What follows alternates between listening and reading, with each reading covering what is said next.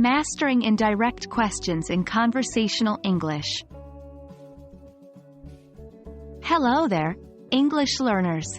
Welcome to our video on Mastering Indirect Questions in Conversational English.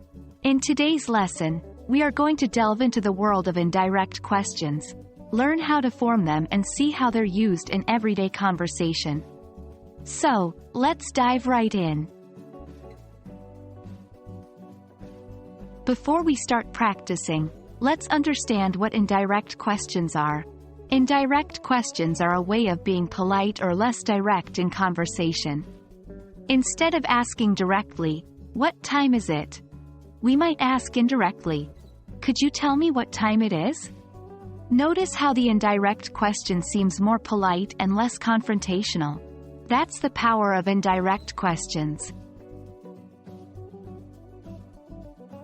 To form indirect questions, we often use introductory phrases such as, "Can you tell me?"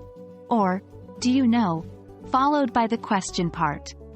However, it's important to note that the structure of the question part is slightly different. Unlike direct questions, indirect questions don't use the typical question word order. Instead, they follow the order of a statement. So instead of, "Where is the library?" direct, we'd ask, "Can you tell me where the library is?" indirect. Now, let's get into some practice. I'll say a direct question, and you try to turn it into an indirect question. Here we go. Direct: When does the movie start?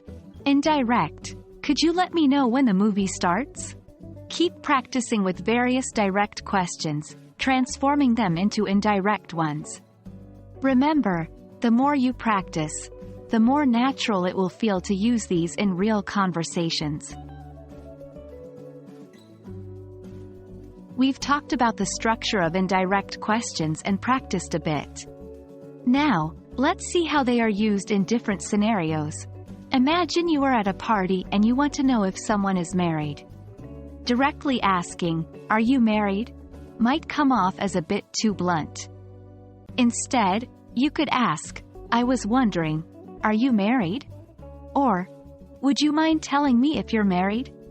Or maybe you're at a restaurant and you want to know the Wi-Fi password. Rather than saying, "What's the Wi-Fi password?" you could ask, "Could you please tell me what the Wi-Fi password is?" In both these situations, indirect questions help you come across as more polite and considerate. And there we have it. You are now well equipped to form and use indirect questions in English.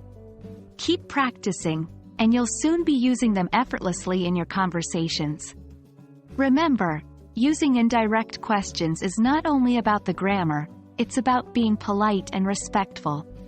So, take this knowledge and use it to enhance your communication skills. Thank you for joining me today. I hope this video was helpful, and I look forward to seeing you in the next one.